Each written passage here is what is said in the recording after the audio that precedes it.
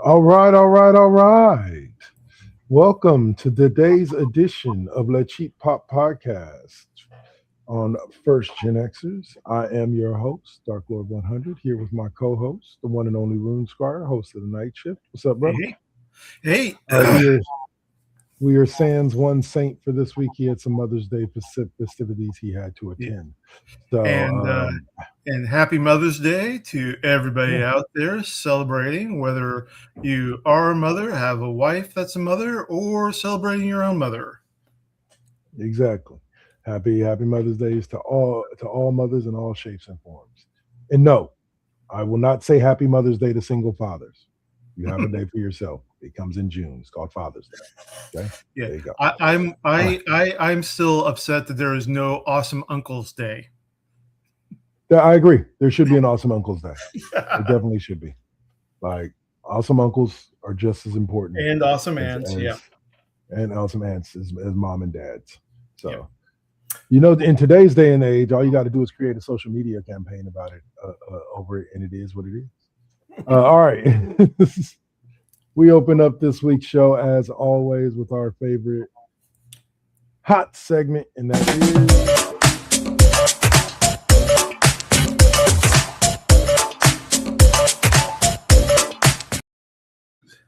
hot topics on the Cheap Pop Podcast. And we have been talking about what has been the hottest topic in all of the MCU, and that is Daredevil Born Again. Yeah.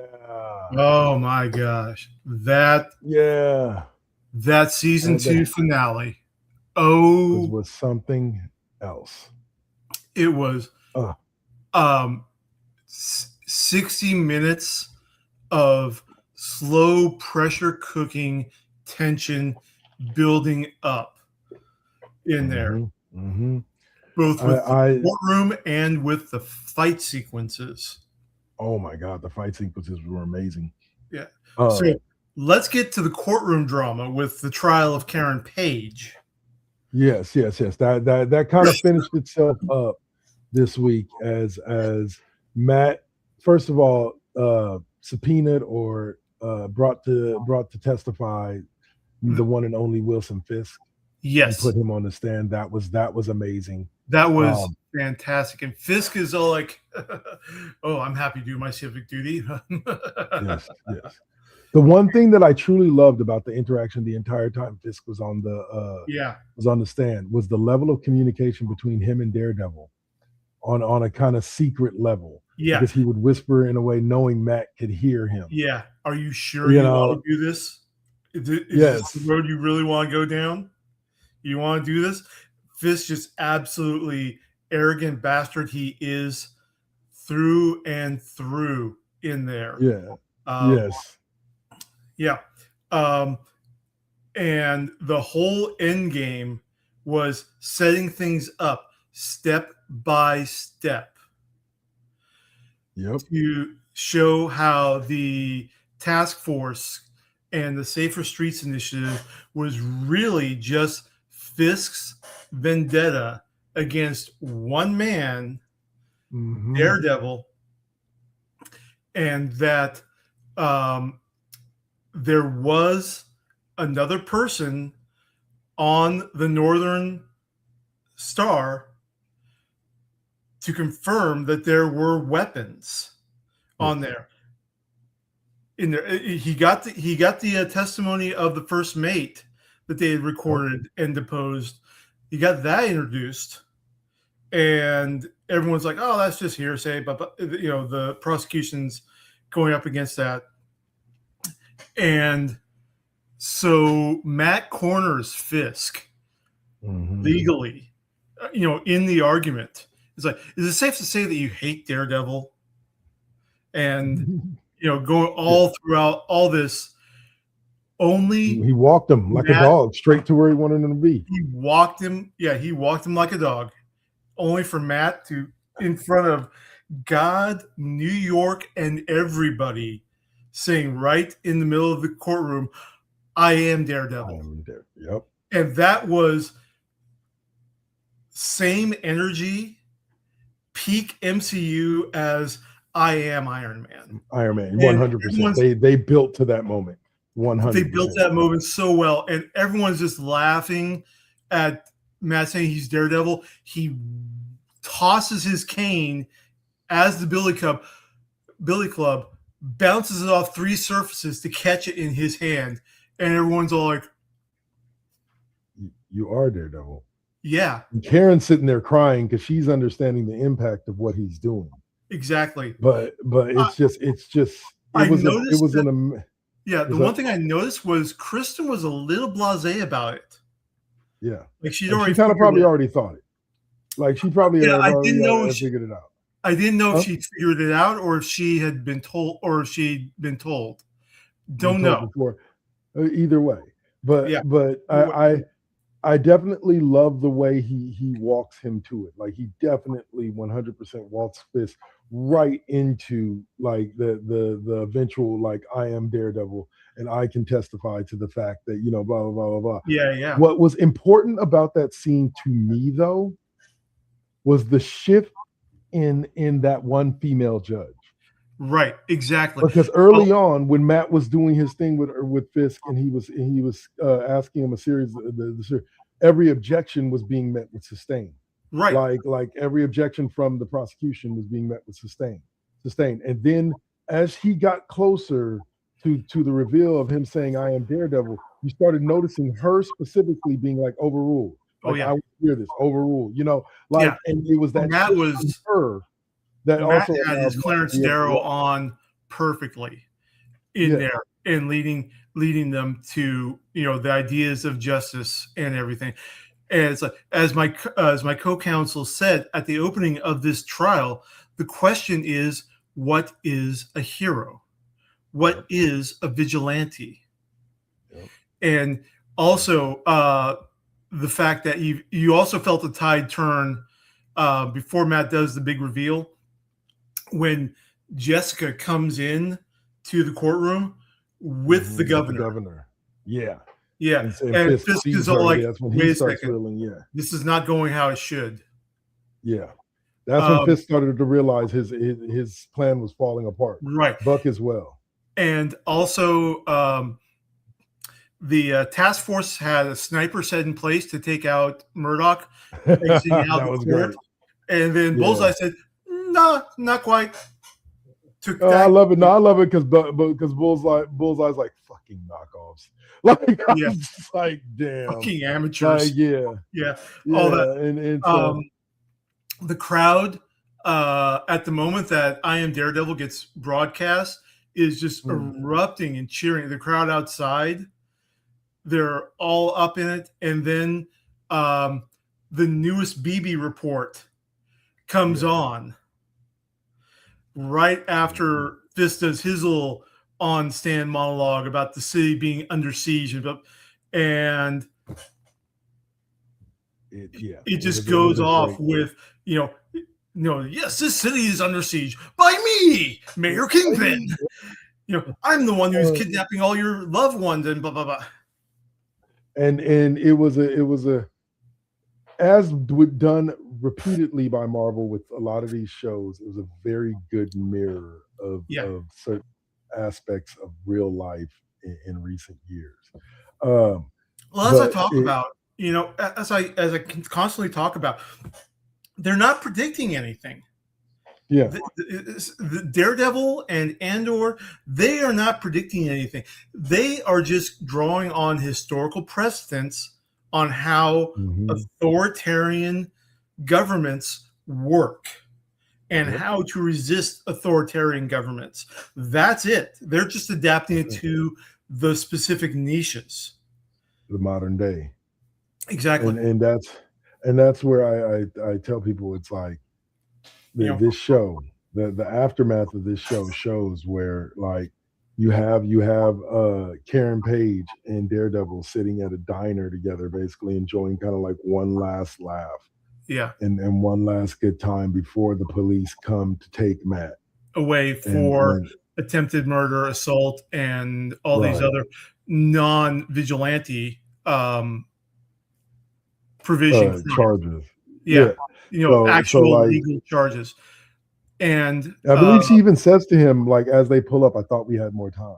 yeah. And so like, So, it's and then Luke, and then the interesting thing at the end with Luke is you see Luke, you get the daddy. We talked about that off air, yeah, but where you get to see Danielle is, Luke Page. yeah, What's up? Where Luke comes back, and Jessica's just in her office with Danielle and talking and just kind of drinking it all in, and then all of a sudden Luke comes into the Office of Alias Investigations, and Danielle's like, "Daddy!" and your heart just goes, "Oh!" And but the critical part that I was talking about was the conversation between her and Luke. Like, she's like, "So how was it out there?" And he's like, "It's definitely different, right?" And he says, and he says, "I heard they found somebody else." Yeah, and she goes, "Yeah, they did." And you flash to the plane, and it's Matthew Lillard's character sitting there, Mr. Charles sitting next to dead Bullseye. Bullseye, yes, on the plane, going somewhere else. But let's I get assume off to do whatever Luke was doing. Yeah, let's get to which actually gives Luke, I'm sure, pretty good dose of PTSD. Yeah, big time. He had to do dirty deeds to keep his family safe. But let's get to the meat of this New York pastrami sandwich that was the season finale, and that is the fight sequence. Oh my God! Because when BB casts her final report on Mayor Kingpin, the crowd just gets enraged in there. They're ready to jump the line, and the police line of the vigilante task force, keeping them out of the courthouse. And even Cherry and Brett show up, just walk right up, because vigilante task force, they're all ready to start cracking heads. And I love that scene because it's Cherry and Brett talking their brother officers down from this, while Doyle's trying to get them to go in there and bust skulls. At that point when it got really tense, Doyle was literally telling them, "Shoot them, shoot them all, shoot them." And then it's the officer who got the face scars from the invasion of Matt's apartment to try to get Daredevil and the Punisher. The officer that was on just like one episode before testifying about it, he's the one who smacks Doyle in the head with a rifle butt and lays him out. Because Doyle says, "Fine then," because they're going back and forth, and he's like, "Shoot them." Doyle's like, "Shoot them." And he's Doyle's like, "No, like, they're one of us." He's like, "They're one of us." He's like, Doyle's like, "They're not one of us." Like, what are you talking about? He's like, "Yeah, they're law enforcement." Like, basically is what he means. Like, they're law enforcement. They're one of us. And he's like, "No, they're not one of us." And he's like, and then like you said, Doyle says, "F it, I'll do it myself," and goes to raise his gun, and dude hits him with the butt of his and knocks him out. And then he looks back at the rest of the officers. There's like the rest of the officers. He looks at them all. He goes, "Let them through." Yeah. Yep. He goes, tells them, "Let them through. Let them through." And then the crowd starts going in, and Fisk, he knows what's going on. He can hear the crowd. He can hear the BB report being played on blast on loudspeakers out there, and he just freaking loses it as the courtroom starts to get evacuated for safety. And the crowd is coming up through the courtroom.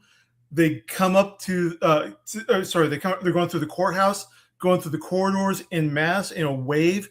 They come up to the courtroom, the doors are closed, and then all of a sudden the door flings open and it's Fisk, and he jumps out and goes, "Boo," like that, and pop, first guy in there. Well, okay, well, you're missing. You jumped over the whole part where basically they get moved. Everybody gets cleared.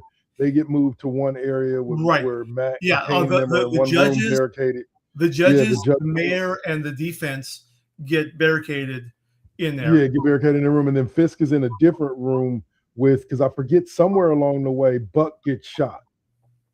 Yeah, because Bullseye Heather is shoots taking care Buck of, but in there. yeah, Right. Bullseye shoots.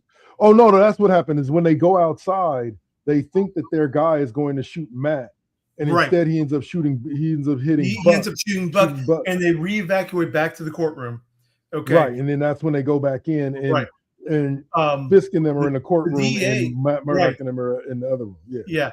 And the Heather, the psychiatrist, she's tending to Buck, since she's literally the only medical personnel in that room at the moment. You know, Buck is gut shot, and she goes over to the DA, and she says, "Let me see your jacket." And the DA is like, "But this is blah blah blah, you know, some designer brand, you know, on part of Armani." And she's like, "This man is bleeding out," and dude is like, "That's not my problem." And even as the riot is going on, dude is macking on Heather. He's like, "We don't belong here. We can just walk out and leave them alone." And does the creepy face stroke with her. Yeah. And then she gets him. What does Heather's 5 fingers say to his face? Yeah. It wasn't to his face. She chopped that nigga in his throat. Oh, right. she popped him one right in his Adam's apple. There's so much action that everything is a jumble. But I feel you. Fisk popped out and starts he is unleashed, raging bull. He is dropping bodies left and right with his hands. He takes a citizen, by the legs like a sack of potatoes and swings the dude against a hallway corner. You hear dude's back snap and then just gets discarded. He comes out literally looking like the Punisher from that cell block fight scene. And Punisher just had 4 or 5 guys he was, going through. Well, I'll say it like this. Yeah. Go ahead. Every martial arts teacher I've ever learned from has always taught that when you're outnumbered, devastating strikes are what matter the most. And Fisk showed that in real time because he was literally punching people and caving in their chest. Fisk was not holding back at all from his full strength. He was headbutting people and caving in their skulls. And what was sad about it is after he came out the courtroom and killed the first 2 or 3 people were actually backing away from him and not trying to fuck with him. And now he was rolling forward and just catching people as he caught them and killing them. It was insane. He's screaming, I was fighting for you. I was making a better city. Everything like that. And at the same time, on the defense side, where they're hunkering down in place, Matt's hearing all this, and Matt's like, we got to get in there. And Jessica's got to go trick or treat. She tosses him a bag. This guy's costume in there. So Matt and Jessica start going in. And this was the whole fight sequence to end all whole fight sequence, because at the same time, you've got flashbacks. Or you're cutting in between the 2 hall fight sequences. You got Matt and Jessica rolling through the vigilante task force who are trying to bust in to kill all the defense, including the governor, including the judges in there. They're rolling through them. Then you cut the Fisk rolling through civilians, then back to Matt and Jessica. Very beautifully shot. It was fantastic. Very well shot.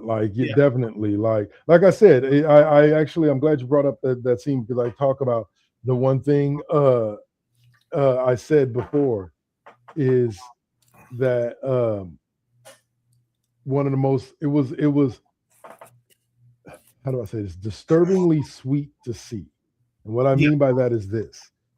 Watching Hector Ayala's niece basically become the new White Tiger. Yeah. Angela become the new White Tiger, and watching her interactions, helping them go down, get out of that hall. Right. and watching her take down anti-vigilante task force officers, and she's cutting the shit out of them with the little knives. And then at one point, Jessica Jones is slamming some dude up against the walls, and she's got another dude down sitting with his back to the wall, and she's taking his head in the helmet, and she's just slamming it in the wall, and it's just like, and Matt, whoa! in the middle of this is calming them down, keeping them focused, no killing in there, and it all leads up to Fisk with pushing the crowd in front of him with the bodies. He literally tosses a dude over the colonnade, the two stairways that come up to the entrance. In the foyer, in the giant foyer of the New York courthouse, he tosses him off of that balcony in there, and Matt's down there. Everyone's down there in the crowd, and the crowd are watching this, and they are all out of fucks to give. They know that they have to take back this city, and they're just rushing up both stairwells to him, and Fisk is just bap. And they're trying, and they literally finally drag Fisk down under a swamp of like what, 12.5 bodies, at least 20 people.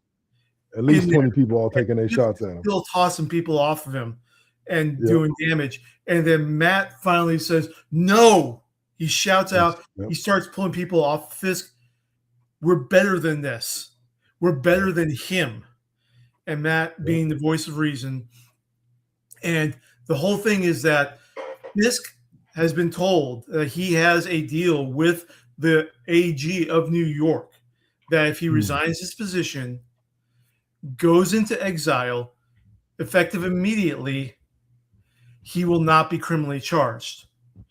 Of course, that's before there's about 24 deaths, maimings, cripplings to Fisk's name. So I'm kind of surprised that the AG kept up with that.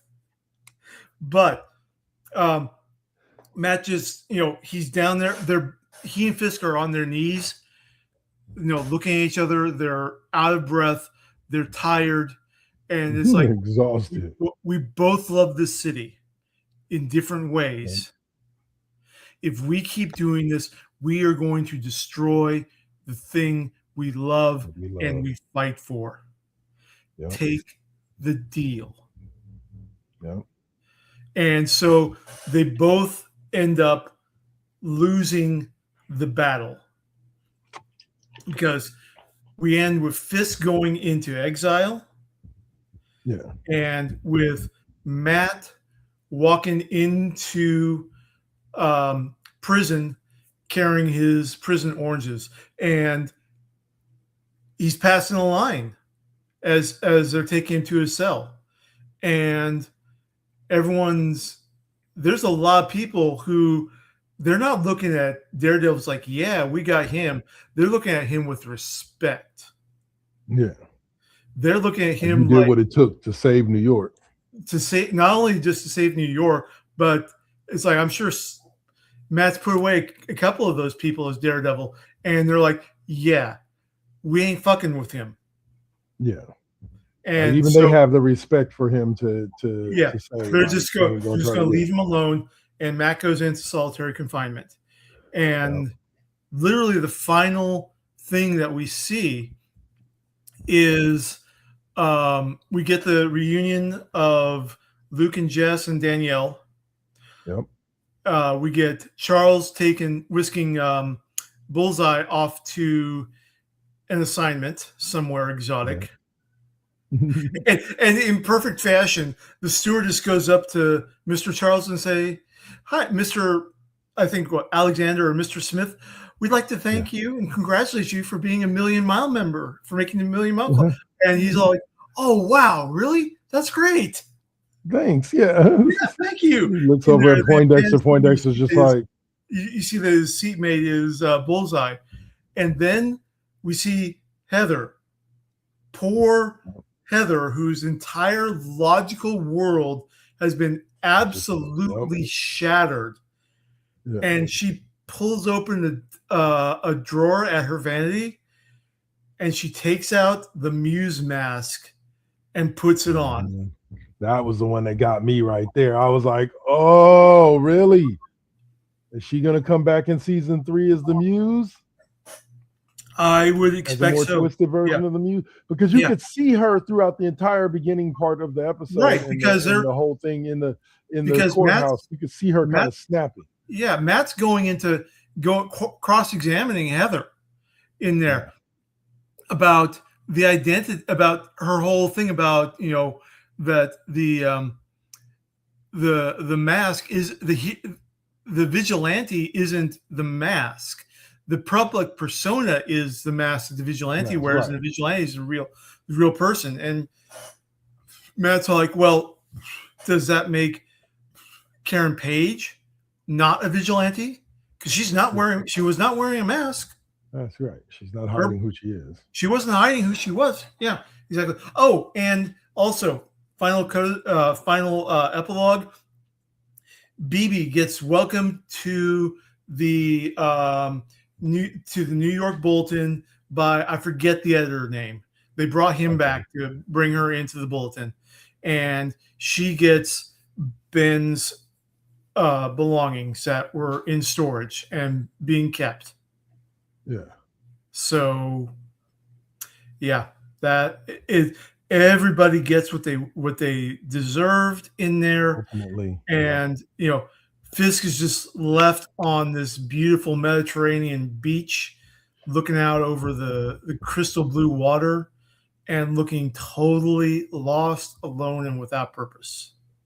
Now we'll get to what we think is going to happen in season 3 once we get the pop culture corner. But for now, we're going to wrap up the Daredevil talk and move on to what has become my second favorite show, and that is the one and only Maul, Shadow Lord. Oh my God. Dun, dun, dun. Another fantastic ending, you know, from, you know, beginning to end. As the main characters, you know, they're trying, the Empire's on Janix now. Yes. And everyone, Maul and his crew are trying to get off. The Lawsons and the Jedi are trying to get off the planet. And it turns out that Maul makes a deal with Paul Bettany's character from Solo. Okay. I can't remember the name. I had it up at one point. But the guy who was running Crimson Dawn in Solo. So this takes place a bit before the events of the Solo film. Right. And so he'll get them off Voss, Paul Bettany's character. Voss, Quinlan Voss. And he will extract them all as long as Maul makes him the leader of Crimson Dawn. Yes. And Maul's all good with that. So we're going to get Maul out. We're going to get Devin and her master out. We're going to get the Lawsons and Two Boots out. And we're going to get Ludi out as well. But as the plan starts falling apart, as the Imperial forces start closing in on the landing pad, and the end of episode 9 is Maul's like, wait a minute. And he's on edge. And we look off into when they come out the other side of the and all of a sudden the slow Imperial march starts to play. The red lightsaber gets ignited, and we see Vader stepping out of the mist. Yep, and that's where episode 10 picks up, is Vader emerging. And literally, like 80% of episode 10, the finale, is the fight between Maul and Vader. And Vader is, and to their credit, they have James Earl Jones's voice and permission to use AI to replicate his voice now that he is gone. Uh, It is just absolute silence from Vader, nothing but the breathing. And Vader is handling Maul, yep. Master Davi, Daki, yeah. Doki, and Ducky. Devin all at once. Oh yeah, like they ain't nothing either. They no, yeah, and it's something very interesting because Maul's trying to get Devin to give into her rage. Doki's telling her no, that is not the way. That is a trap. Yep. We must remain calm in the place of fear. And Maul replies, "This enemy knows how Jedi work. He knows how to use your calm against you. The only way is to give in to rage. That is the only way to win."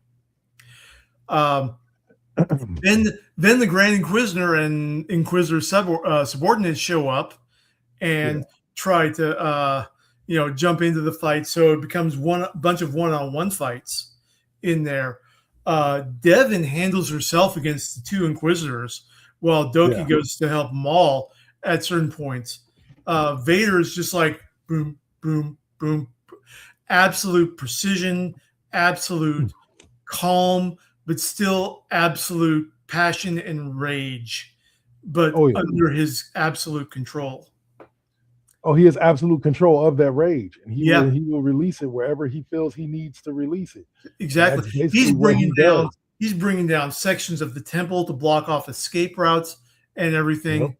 Meanwhile, the non-Force users are running to the landing strip and run into the Imperial Guardians, and the reinforcements that are coming, the Stormtrooper reinforcements that are coming. Yeah. They start getting hunted down by the Imperial shuttle that brought the Imperials. And so they develop a plan to distract the Imperials. And then Two Boots goes to the heavy repeating blaster and shoots down the shuttle. They're like, yay, heroes win. Yeah, exactly. They're safe. Well, and then here come the two ARC transports with more Imperials. Yep. And I love the scene when Maul's crew was flying in through all the Imperial battleships and all that, and they're trying to land and find him. Like it was an insane. It was a few insane moments in there. Voss's ship makes it in, and the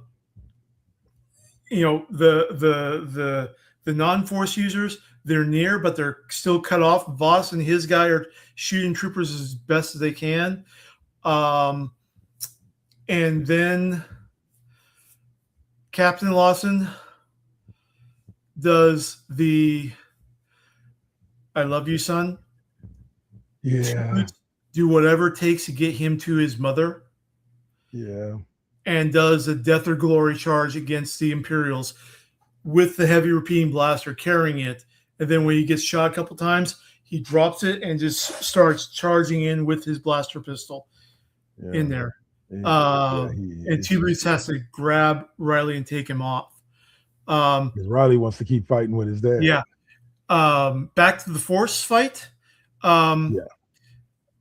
Master Doki is killed. Yeah. By I believe one of the Inquisitors, right? Or is it by Vader? No, Vader. He goes to help. Okay, so because Maul leaves him alone with Vader. Maul gets a leg wound and a side wound for the cybernetics, so he's not as mobile as he normally is. Devin goes to help him. Vader's working on Devin. Doki comes to help Devin out, and then Doki gets tossed aside with the Force. Doki is doing his best, and then Vader gets him with a reverse slash through the chest, and that's when Devin snaps. Yeah, that's when she Um, starts to embrace Maul, her dark yeah, side for sure. and she gives Vader a good fight. Oh yeah, Uh, oh yeah. then Maul starts bringing down. Maul force shoves Vader away, and then brings down the temple with Devin's help. And then they both escape, and they barely make it onto Voss's ship.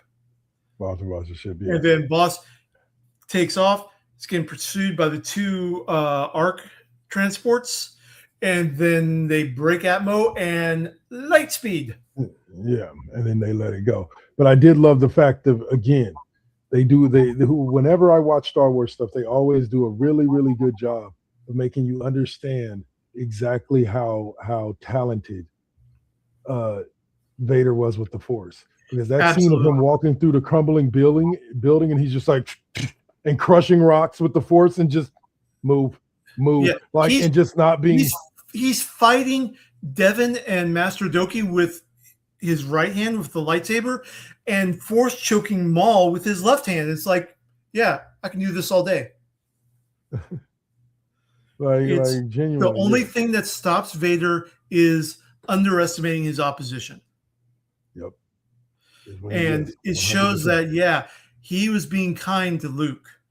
He literally could have taken Luke any moment from Empire through Return of the Jedi that he wants, but he still wants his son. Yep. That was the only thing stopping him. And yeah, the Vader thing. I did do a little bit of research on who the other Inquisitor was, and they said it was Brother 11. Because I was like, is that General Grievous? Like, No. because he had the bird he like had mask. a mask that was similar, but that's the mask of the Grand Inquisitor. Right. And so, like I said, they said his name was Brother 11. Yeah. In either Rebels or Obi-Wan, we actually saw 11 become the Grand Inquisitor. Okay. Can't remember which one. But those two fighting Maul was some really off the fucking hook fights. Yeah, it was just absolute one of the best lightsaber sequences in all of the animated Star Wars, much less the live action Star Wars. And the animated stuff just is almost peerless for their lightsaber fights. Yeah. And Vader not only fighting 3 highly trained Force users at once with his lightsaber, but also parrying incoming blaster fire from the non-Force users before they have to retreat. He is just an absolute whirlwind in there. It was fantastic to see. Yeah, and again, they humanized, because I'll put it to you like this: they humanized Maul in enough of a capacity that when she finally kind of turns and shifts to feeling what I agreed with the turn.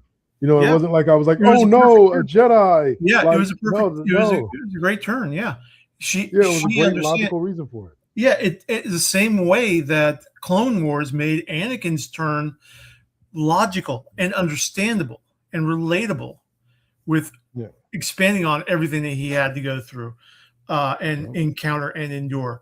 But yeah, Maul Shadow Lord closes off with the retreating ship. Maul telling Voss that you're going to be in charge of Crimson Dawn now.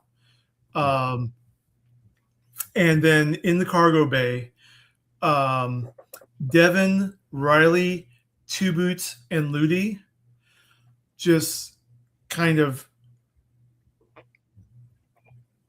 taking stock of everything. And you have that moment of empathy from Devin to Riley, that emotional connection where they both just lost their fathers, figuratively and literally. And then Maul comes back after talking with Voss, slumps down next to Devin, and then the last frames that we see are a close-up of Devin's eye bridge and Maul's eye bridge back and forth, and Devin saying, "I'm ready." Yep. And let So- me say this, like I said, we don't know if there's going to be a season 2 or 3 or whatever, but I hope they are. Oh, I so hope they are. Yeah. Let's see. Hold on. Let's see what they say. What they're saying right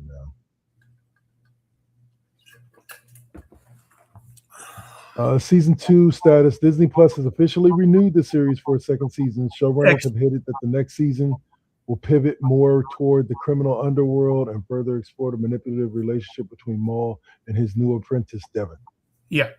Excellent. Yes, I'm glad. Will be a season 2. And let's close out the hot topics by talking about other season 2 initiatives, because the Acolyte. Oh wait, are we talking about the Acolyte in? I don't believe so. Okay, yeah, because there is a growing movement. The Acolyte still is in Disney top 10 streaming, because nobody knows if it's because at the end of each episode of Maul, the Acolyte pops up as a suggested to watch. Okay. The follow up, so it's getting more exposure that way. Or if the fanboy outrage has died down enough that people are actually giving it a chance. Right. You know, little column A, little column B, but there's a fan movement to bring back the Acolyte. If it works, who knows? Also, getting back into Daredevil, the one thing I was missing from that fight is, like, as I'm watching them go through the anti-vigilante task force, I'm like, yeah, just as cool, but it'd be really helpful in this fight? What? A super strong and vulnerable side piece, Matt. Talking about the She-Hulk. Yeah. it would have been a great moment to bring her back. But then that makes that scene almost too easy. Yeah, but this is true, yes. But Tatiana Maslany has made perfect responses to the possibility of a second season She-Hulk, since that's getting a growing vocal movement online now too, to bring her back. And she basically says, I think that if I came back, the fandom would go crazy. Notice she didn't say which side of the fandom would go crazy. Yeah. Both of them would. Both of them would, yeah. Because the ones who are complaining about her would lose their minds, absolutely. And the ones who, like me, who liked it, we'll be losing our minds in a good way. It's like, fuck yes. Heck yeah. So I'm just upset that we didn't get Nelson, Murdoch, and Walters. That would have been pretty cool. That would have been awesome. But, we'll see. There's still doors still open. Because let's face it, Karen was better as an investigative reporter than she really was as a paralegal. And very true. Jen was somebody that Matt could relate to on all things, professional and heroically. They're both reluctant heroes that got to do what they got to do, and they're both lawyers, extremely well-trained lawyers who can relate to the bullshit. Very true. And Karen is part of that world, but she's tangential to it. She's not out there every night cracking heads. She's not presenting legal briefs every day in court and going through, mounds of paperwork. She's filing the paperwork, but she's not having to prepare it. Right. She's not actually going and preparing the case. Yeah. But anyway, we'll see what comes ahead for Disney Plus. Let's move on to newer stuff. Well, we will move on to the second segment of the show, which is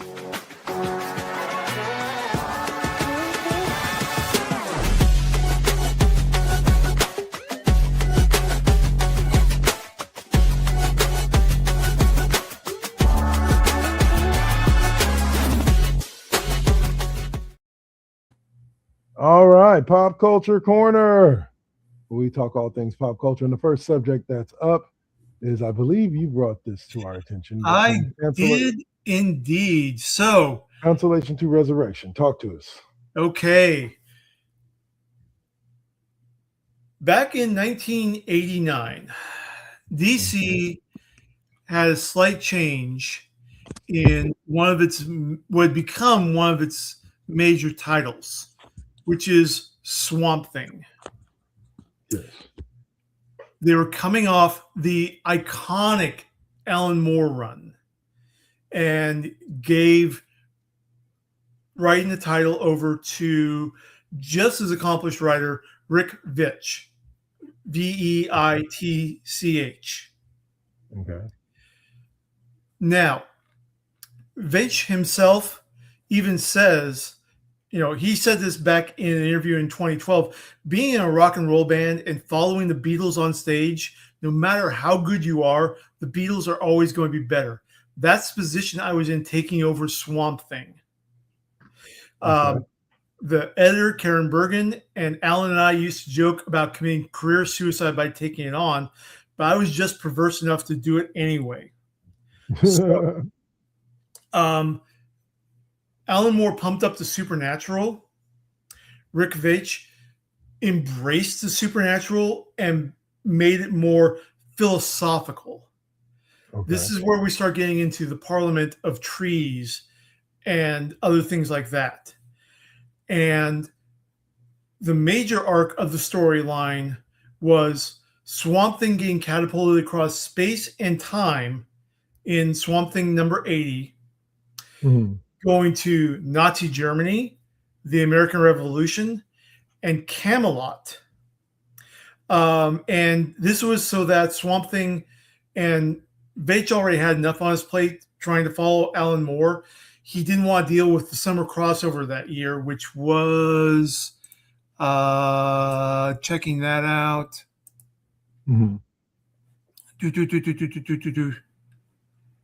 Invasion.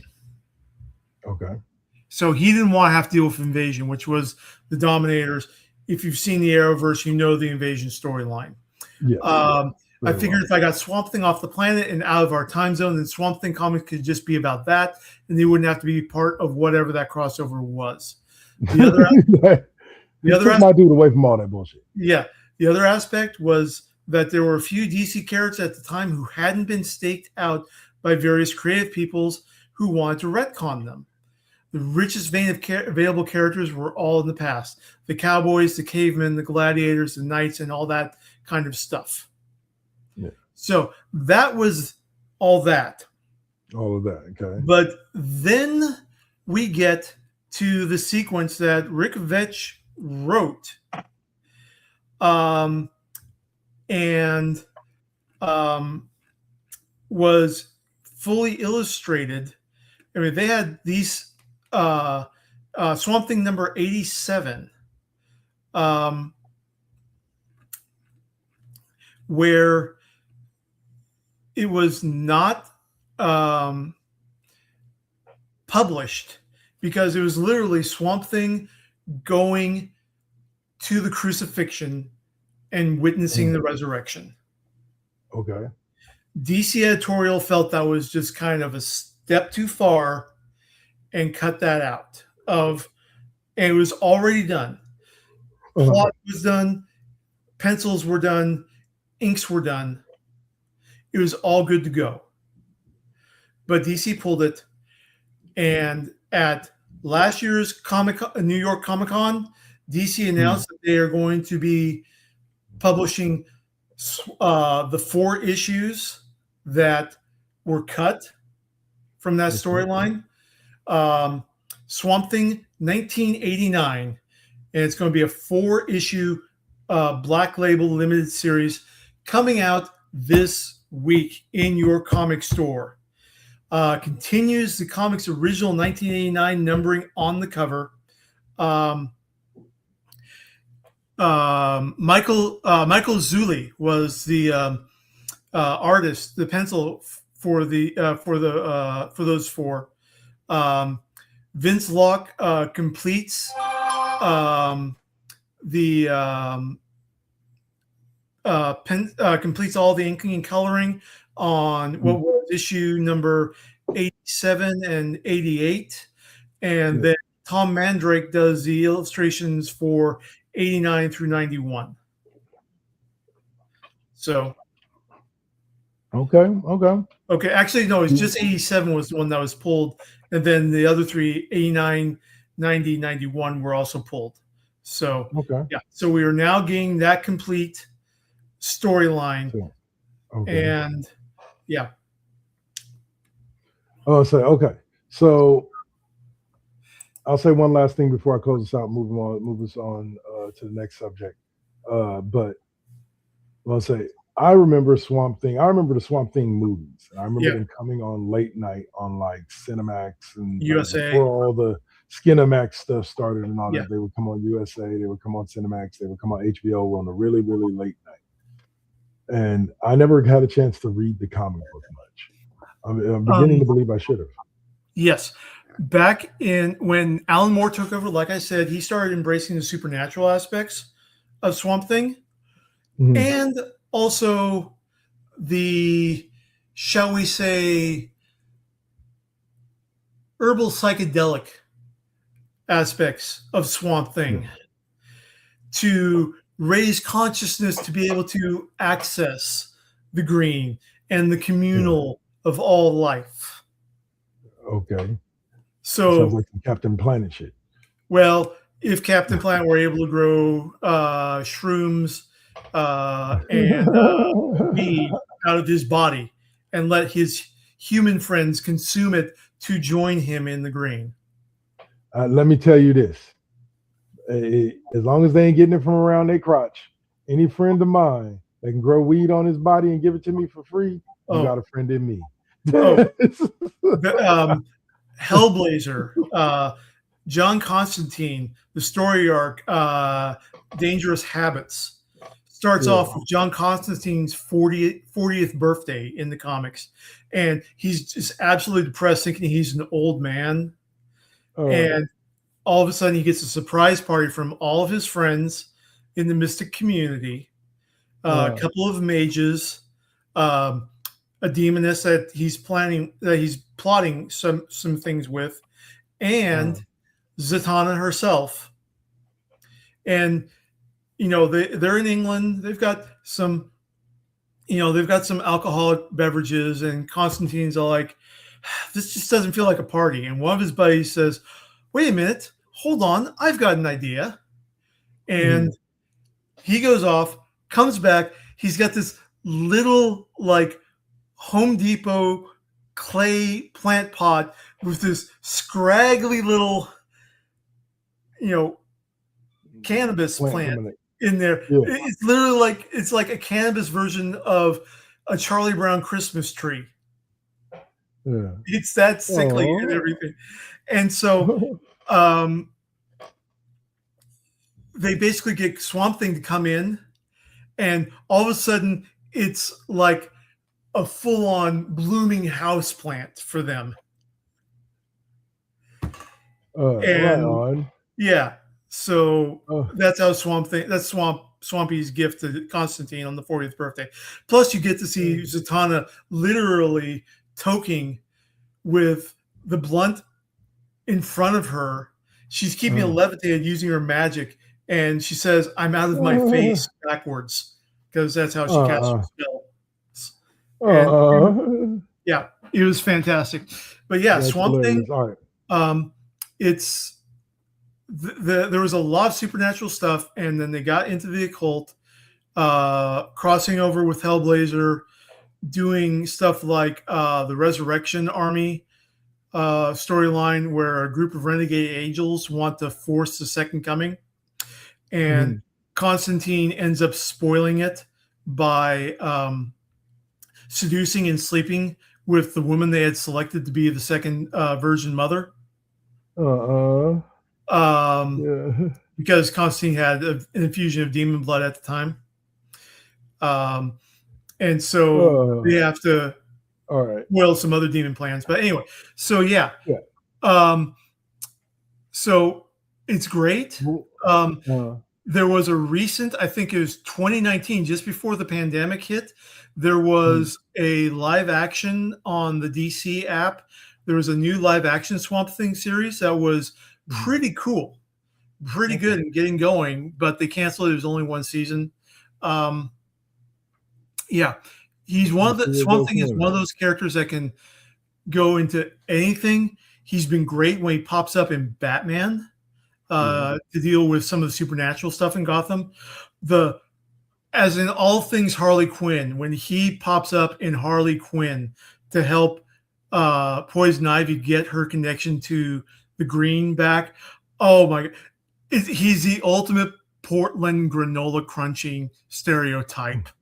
Hey, how about we just all have a little bit of tea here, okay? I made some matcha for us, and we got kombucha brewing over here. And he's even got his hair up into like a top knot man bun.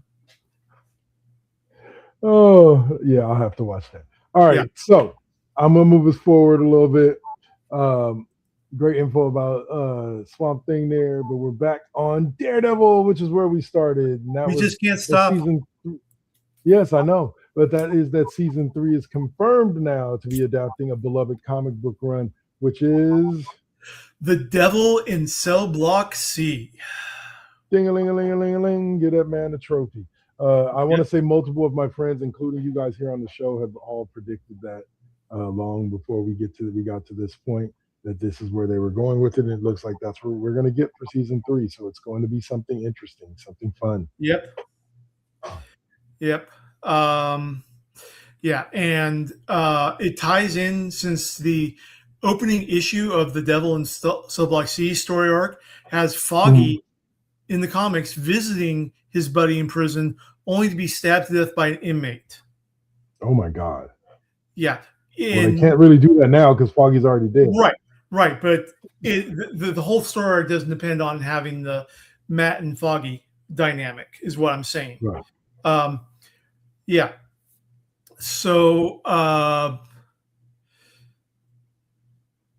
it's going to be good. It's not going to be as intense as the Devil in Cell Block C, because in that story arc, he's in the same prison as not only Fisk, but also Bullseye.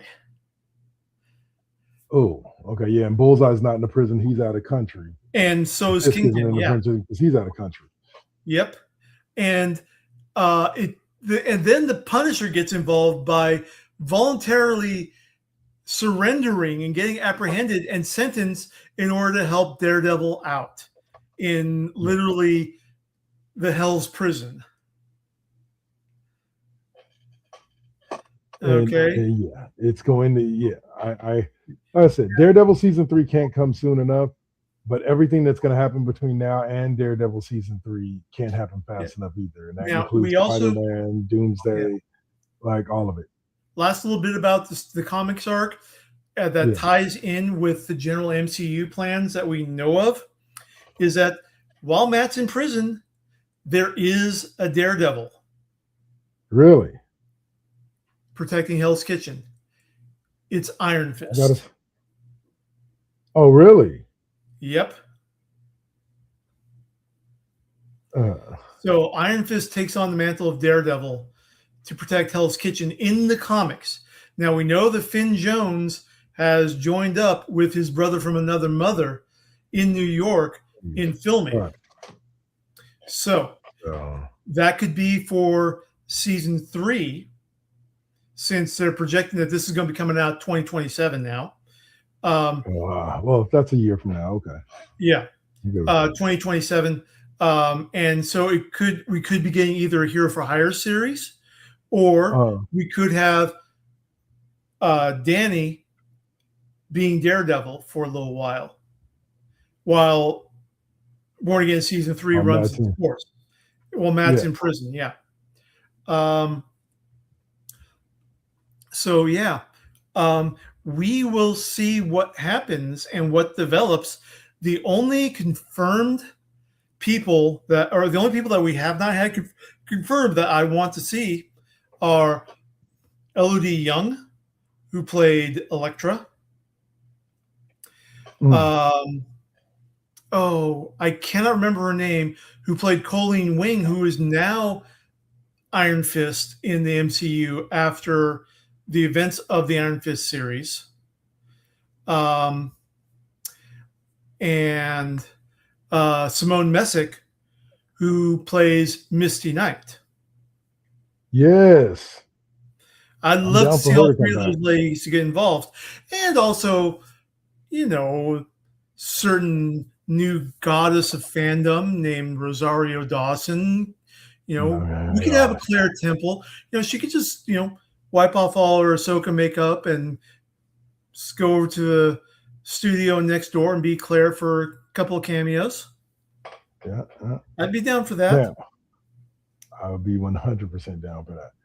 Okay, Yeah. so here we go with the what's up? Yeah. So we've got the potential for Devil in Cell Block D. We've got the potential for a Heroes for Hire series, and we've got the potential for a regular Defenders series up. Yeah. And we're going to have a lot of answers with Spider-Man Brand New Day, because John Barenthal recently had an interview where he talks more about the relationship and the link between Punisher and Peter in the film. Awesome. Like I said, I know I will be there for Brand New Day. I will be seeing that in the theaters, hiding their hairs. Yeah. I'll say, all right. So this is just an interesting subject that I picked up here. Yeah. That was Transformers reviving original Megatron design, once deemed too dangerous. Now I'm beginning to not understand why this was deemed too dangerous. Right. I'm looking at this original color scheme. It's CBR clickbaiting. It's a CBR clickbait headline, because yes, we're getting 1984 Megatron back. The Walther P38 pistol that I still have, love, and fully functional and with all parts. But there's two caveats to it.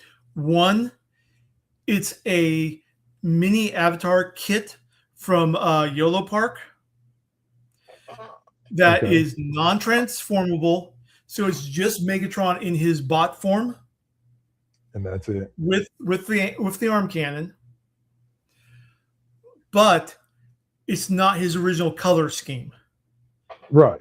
The color scheme it's a color scheme they were thinking of continuing Megatron in, where it's orange and blue parts with the body rather than the all silver and steel gray plastic parts. What I like.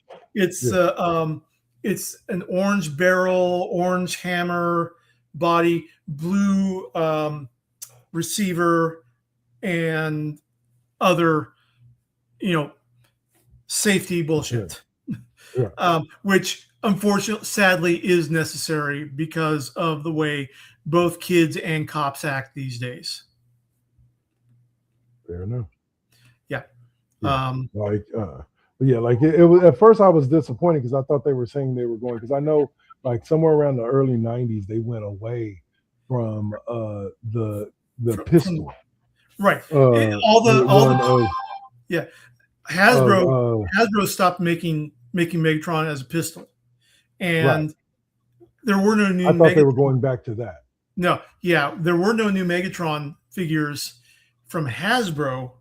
Although Takara in Japan was all like, "What's the problem?" And there were a lot of Takara and the various licensed Japanese Megatron knockoffs that were slowly in the East Asian that couldn't be sold in the U.S. or even imported into the U.S. Hasbro tried the blue and orange color scheme, but then decided, this kind of sucks. And that's really why we got Galvatron in the 86 movie, is they needed something other than a gun for kids to play with. So Galvatron was a cannon. And Galvatron was Galvatron. I had both. I had the Galvatron cannon and I had the Megatron when he was a gun. Yeah. Exactly. I don't know why they got rid of it. That's how Hasbro continued on the character.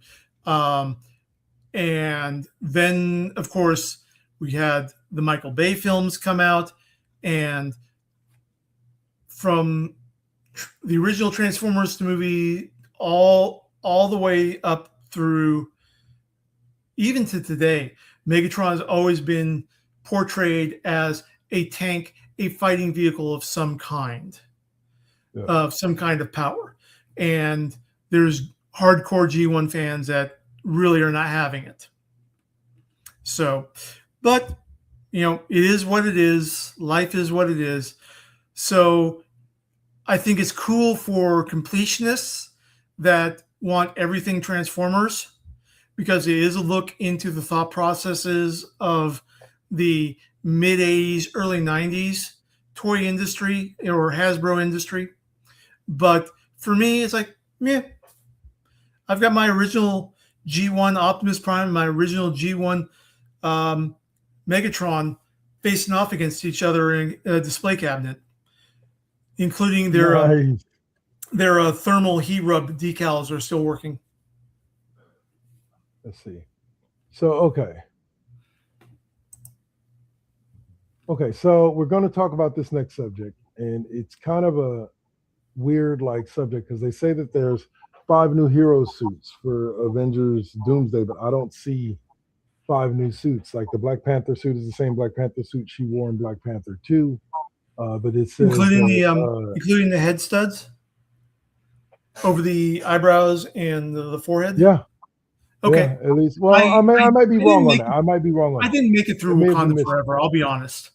It was just kind of like, yeah. Well, but they said it does bring back, the latest trailer brings back 5 MCU characters: Shuri, Namor, M'Baku, and the Thing. On Namor and Namora and Namor were antagonists when they debuted in the franchise. By the end of Black Panther: Wakanda Forever, the nations of Takoan and Wakanda struck a truce. Yeah. They will be allies when Dr. Doom comes calling in Avengers Doomsday, making the 2 characters heroes. Right. Okay. So we are getting a character redesign for M'Baku, which I'm happy because M'Baku just stole Black Panther. Chadwick Boseman was the star and was fantastic. Killmonger was now an A-tier Marvel villain, on the ranks of Magneto. Namor,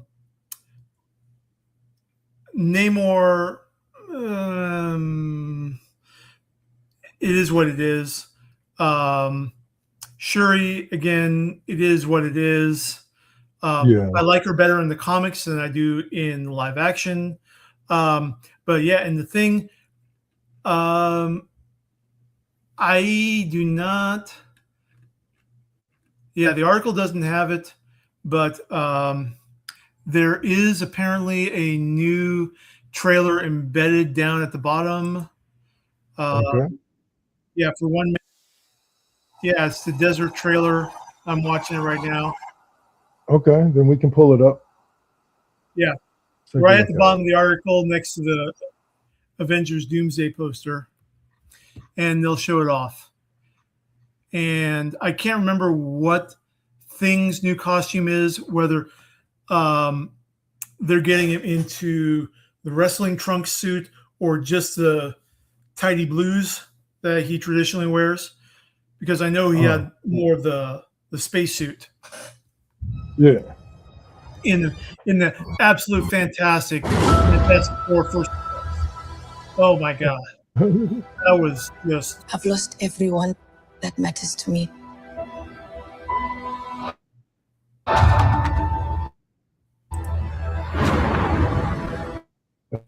It's a lot of King has his duties. I said a lot of the stuff, but Namor, he probably looks closer now to what what's up? He probably looks closer to what what he looks like in the comics. Now, M'Baku, I don't really see any major differences in look. Then, there we go. Yeah, Yancey Street between Broome and Grand. That's the same suit that she wore in. Yeah, M'Baku, his is the biggest difference because he's going full on tech with his. That's like that's hard armor rather than the gorilla leather style armor that mimics a gorilla. So I feel you. So it is some tweaks to their whatchamacallit. To M'Baku. No, I am not calling him Man-Ape. Yeah, I won't call him. I like M'Baku better anyway. Yeah. All right. By the way, speaking of Black Panther and all that stuff, there apparently was a recent interview with Reggie Hudlin,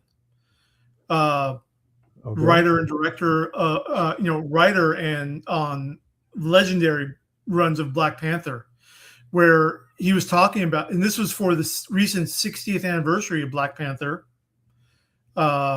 which was last month or the month before. And Reggie said that he was talking about the history, Don McGregor with Jungle Tales, Jack Kirby and Stan Lee, and all these guys. And he just said, yeah, I skipped over the Roy Thomas part. Dang. Roy Thomas was the guy who urbanized Black Panther, shall we say. Yeah. Taking the king out of the jungle and trying to turn Black Panther into another jive-talking Luke Cage. Yeah. And yeah. The crimes of Roy Thomas are many and varied. And usually involve the portrayal of non-white characters. Oh, man.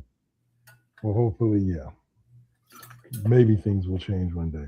Yeah. I want to say, all right, so last subject has to do with the new release, which I'm going to probably try to catch it on bootleg, of Mortal Kombat 2. Yeah. He didn't blast everybody like online, but the one of the producers, Todd Garner, has taken to blasting some of the critics, despite Mortal Kombat 2 actually overall receiving a pretty good review, even on Rotten Tomatoes. Yeah, but he's blasting the critic reviews, which were, let's face it, they were never going to be great to begin with. Yeah, it's the audience reviews for films like Mortal Kombat series, action films like that. It's pretty much get a good audience score and get a good box office return. That's all that matters. And they're in what, the 80 to 90 ranges in audience scores. And they are tied for number one at the box office this past week. And they've been number one at the box office pretty much since they released. Well, they just released on Friday. Okay. So they are, they're tied for number one with The Devil Wears Prada 2, but hey, it's still number one. So they're still pulling in money. Right. So there's a market out there for the Mortal Kombat movie. There is a market for it. Yeah. And so, both goals, two for two goals as far as the franchise is concerned. Here, I just wanted to read this. This is hilarious because I kind of agree with him here. But this was a tweet that he put out on Twitter, on X, saying some of these reviews are cracking me up. It's clear they have never played the game and have no idea what the fans want or any of the rules canon of Mortal Kombat. One reviewer was mad that a guy had a laser eye. Why the frick? I assume he didn't say frick. But why the frick do we still allow people that don't have any love for the genre review these movies? It's baffling. Exactly. I'm inclined to believe him. Like, if Mortal Kombat isn't your thing, you shouldn't be doing a review on that movie. You should be doing a review on something else. Exactly. Because you're not going to give an objective opinion. Exactly. If you notice, I don't talk about Marvel zombies. Yeah. Because I don't like the superhero zombie genre mix. It's just not my thing. So I don't go near it. I don't have an opinion on it. If people like it, great. Enjoy it. Have fun with it. It's just not for me. And that's why I think that a lot of critics, like we both grew up in the Siskel and Ebert era, where those were the two top movie critics. And for the non-popcorn stuff, Yeah. I listened to them. But I didn't listen to them for a lot of the escapist fantasy, dumb action adventure stuff, because that's not cinema. That's just a movie. Exactly. Like Hey. I don't go. I'm not going to watch I'm not going to watch a new Street Fighter movie in the theater so I can go Right. see them perform Shakespeare. I'm Every going to so- see them perform yeah. some of my favorite moves, and that's about it. Exactly. Every so often, you're going to get something that's going to blur the lines between genre and art, the way Right. that Star Wars did, the way that Lord of the Rings did, and other films. But those are the exceptions to the rule. You know, there's so many Roger Corman films that are just a fun time. They're not high art. I hate to say it, look at Monty Python and the Holy Grail. It's a great movie, but it's just a great movie because it's aware that it's just kind of a fluffy movie. And it's aware that it's a parody. Yeah. Exactly. It's the same reason why She-Hulk was a great Marvel show, is that it was aware of itself. It understood, and it understood the source material, and it got the assignments correct, despite the bleeding, the cries from the people who wanted it just to be sexy, strong muscle mommy. Yeah. And even if they don't admit it. Exactly. That's what they were there for. They were there to see She-Hulk smash, which She-Hulk smashed, just not through things that they were wanting. And, you know, only Deadpool should be breaking the fourth wall when She-Hulk virtually invented that. First to do it, yeah. For Marvel. Like, was the first to do it in the comics. Yep. Like, but at the end of the day, ultimately, I will always. Me and my mom used to even have a thing that we used to say about when who was it? Siskel and Ebert were the big like movie reviewers out there, and we would be like, yeah, we listen to them, but only to an extent. We're still going to go pay and see the movie ourselves and formulate an opinion about the movie ourselves. Like, yes, it's nice that he gives his opinion, but that's their opinion. There have been too many movies. We started doing it because there have been so many movies where we went and saw the movie and we were like, this is a pretty good movie. And Siskel and Ebert are pretty much panned it all the way across. Who was the reviewer for the San Francisco Chronicle? I can't remember his name, but generally when I'd be perusing through the Chronicle while working up in San Francisco, going through the lifestyle and going through the movie reviews, if he hated it, that was a sign that I was going to like it. Yes, I know there are critics out there like that with me too. If they don't like it, I know I will. And then there's Armand White, who is the contrarian, no matter what. Yeah, he will give the contrarian opinion just to gain attention and readership. So, all right. Yeah, we are going really long here. Yeah. So that's why I was just going to say that's good. That's actually our final subject for Pop Culture Corner. So we're going to go on ahead and dive out and go to our commercial break, which afterwards, the commercial break, we'll be jumping into SmackDown Alley and talking a little WWE Backlash from last night.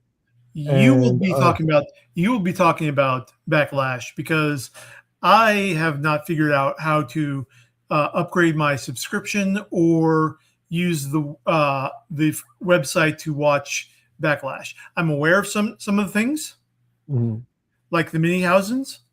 Yeah, but like I said, we'll go over the results of each match and we can kind of bounce around and talk a little bit. But you'll talk a little bit about Backlash, and then we will be talking some video game talk as well. So you are watching the Cheap Pop Podcast right here on First GenXers. Daredevil Born Again Edition. Yeah, where Daredevil Born Again Edition. Yeah, where you're watching us on YouTube, on the First GenXers or Double KK Double Network YouTube, or on Twitch. We thank you for joining us, and we'll see you guys on the other side of the break. Peace.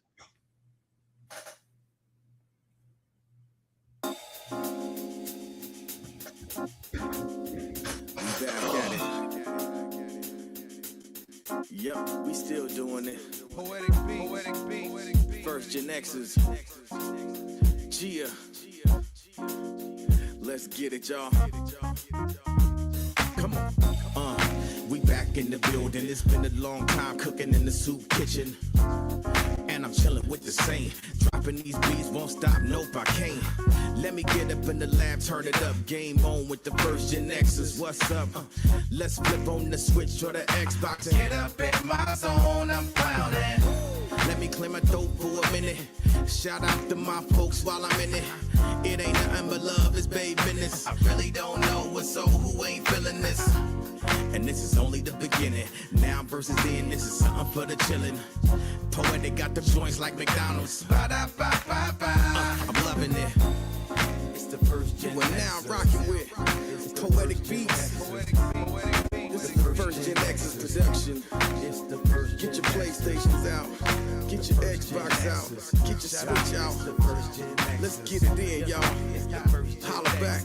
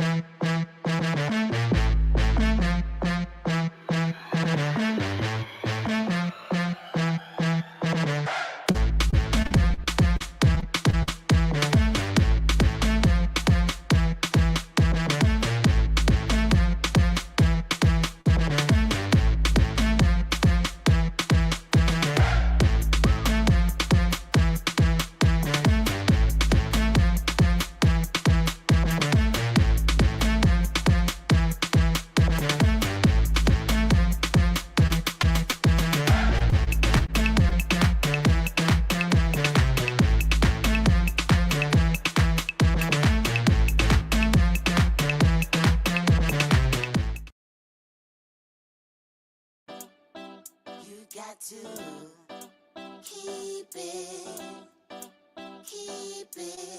You got to keep it lovely. You got to keep it. You got to keep it lovely. Success comes right after the struggle. I ain't even giving up on whatever I wanted. The tragedies I've seen, I can't even stomach. Most of y'all weak as shit and would've started running. Every time I make it back to the crib, I'm thankful the Most High let me see all of it. Grateful I'm lovely, and I'm being real with this. Please don't judge me. I'ma stay on my shit. I'ma keep a grind mode.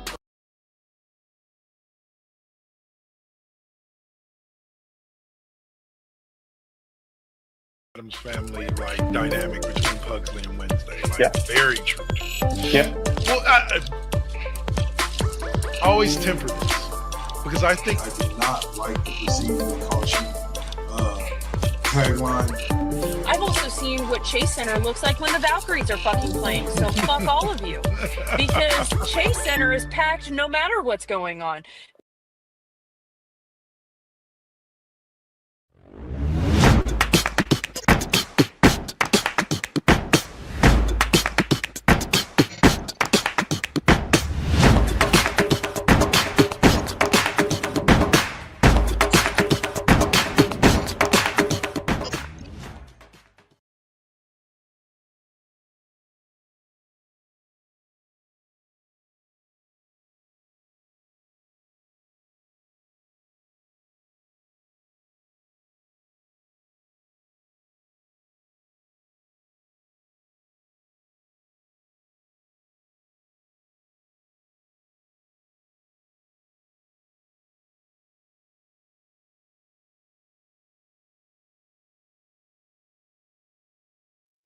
All right. So for the time being, we are back from promo break. It will be just me for right now. And we are going to jump immediately into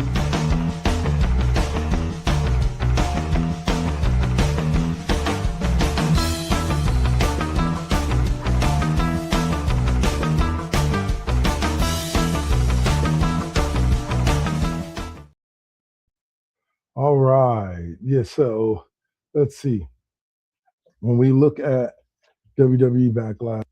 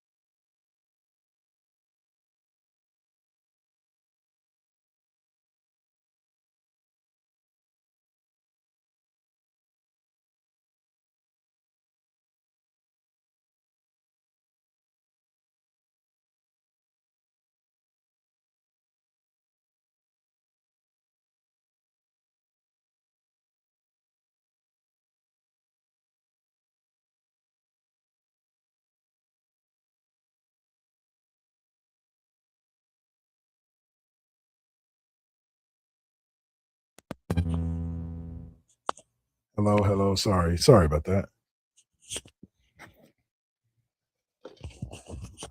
All right, sorry about that. Yeah, it just didn't. My mic went dead on me because I used it yesterday. So anyway, what I was saying is that what we're going to focus on right now is the opening match, which is Braun Breaker versus Seth Rollins, a match that it took about 5 or 6 spears from Braun Breaker to put Seth Rollins down finally by himself, or for the 1, 2, 3, and it also took a little bit of interference from the Vision, of course. Logan Paul and Austin Theory made their way out to the ring, and ended up getting beat down by Seth, and made to look silly, and so Seth and them. Seth ran them off and then came back into the ring and caught 2 more spears from Braun Breaker to put him down for the 1, 2, 3. So hopefully this should end the whole back and forth between the two of them, but I have this weird feeling that it's not quite over yet.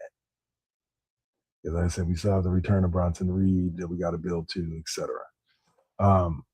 But that match lasted about 15, 20 minutes. I thought it was entertaining all the way through. I think it definitely got to show and shine exactly how much of a talent Braun Breaker is and exactly what we have to look forward to. I think he needs to learn a little bit more about emotion in the ring. People care about wrestling, but they also care about character as well. And characters that are full all rage all the time don't normally last too long. They flame out. All right. The next one was the very, very defeated Trick Williams. If you watched this week's SmackDown, you remember that. The current U.S. champ taking on Sami Zayn, who's looking to get his belt back, or the belt back from Trick Williams. And let's just say Sami failed again. There was a lot of scenes where people, at one point, I thought Lil Yachty was working with Sami because it looked like Lil Yachty tried to help Sami pull some shit and hit Trick Williams with the cane. But he ended up hitting Sami Zayn with the cane, dropping and allowing Sami to be dropped by Trick with a trick shot, and Trick gets the 1, 2, 3 and the W. So it was a nice fitting whatchamacallit,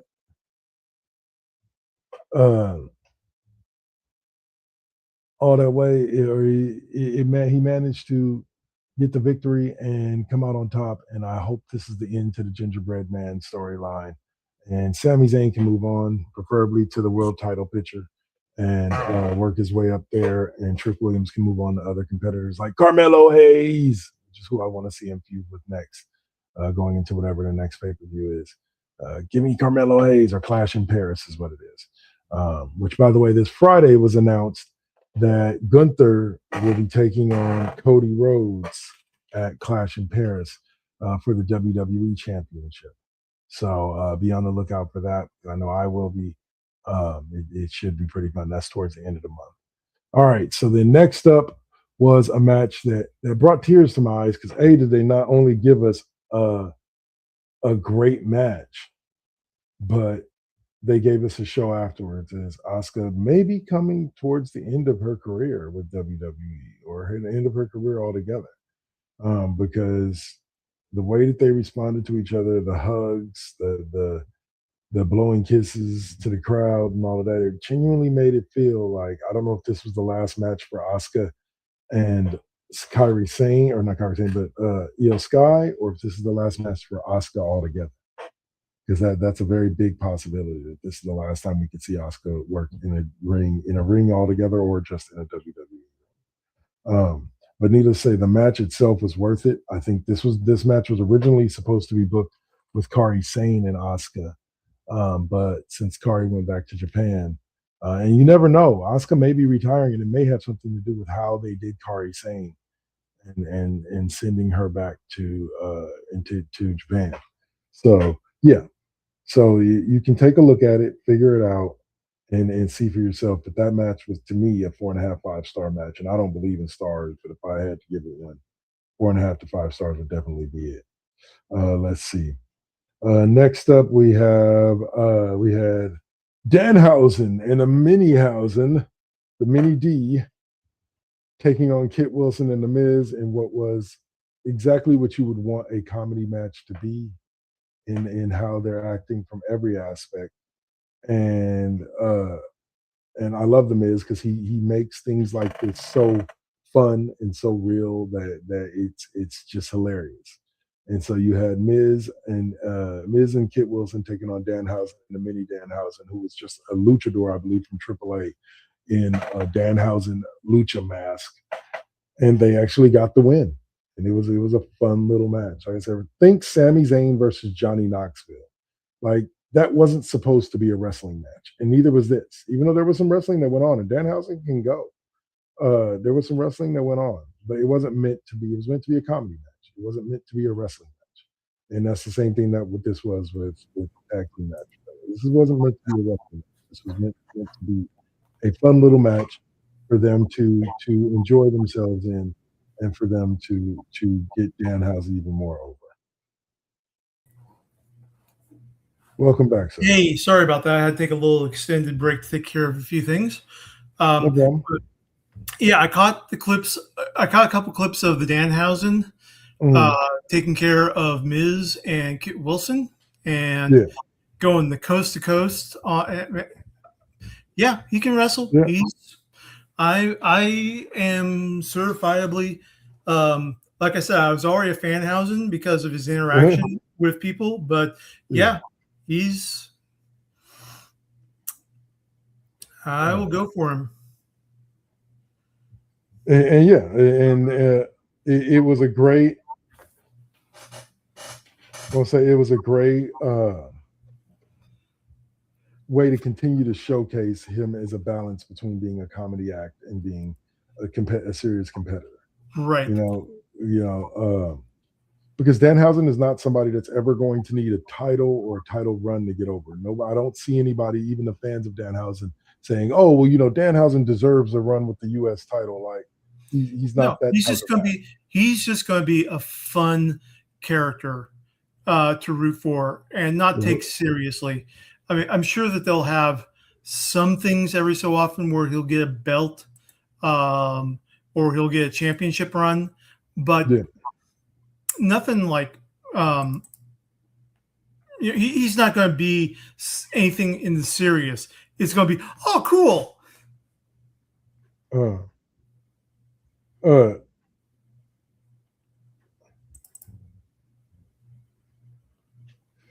I'll say in 100%. Like I said, Danhausen will be that guy. To every pay-per-view, he'll have his big moment.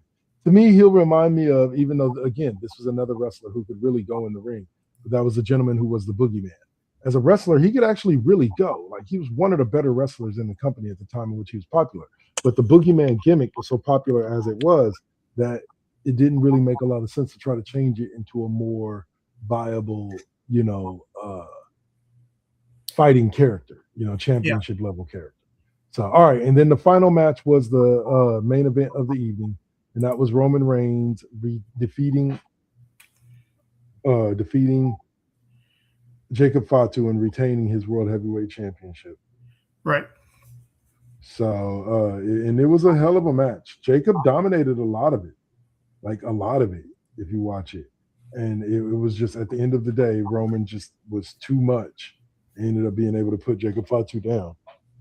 And at the end of it all, after Roman was handed his belt and he survived, Jacob Fatu proceeded to attack him and beat him down even more and finished the Backlash pay-per-view with Jacob standing over Roman Reigns and while holding the title. So obviously this is far, far, far.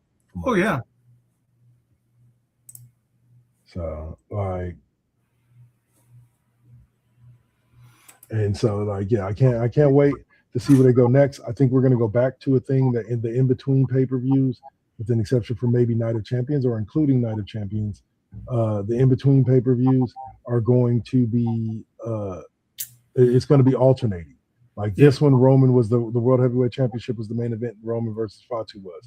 At Clash in Paris, it's going to be Cody versus Gunther, and that's going to be the main event, but Roman won't defend his title on that one. And then, I'm saying, like, they'll go back and forth. They'll have a season of building up the heat between the two before we have another pressure release valve episode. Yeah. Very much so. speaking of pay-per-views and stuff, just a slight interjection that I learned of the other day, and intersection of real world and WWE. Apparently, the Saudi royal family is pulling the Royal Investment Fund from American corporations. Really? So they're pulling out. Uh-oh. So how this affects WWE, we will see. I'm guessing that, you know, if that the money is, I don't know. I don't know if they're going to pull from WWE or not.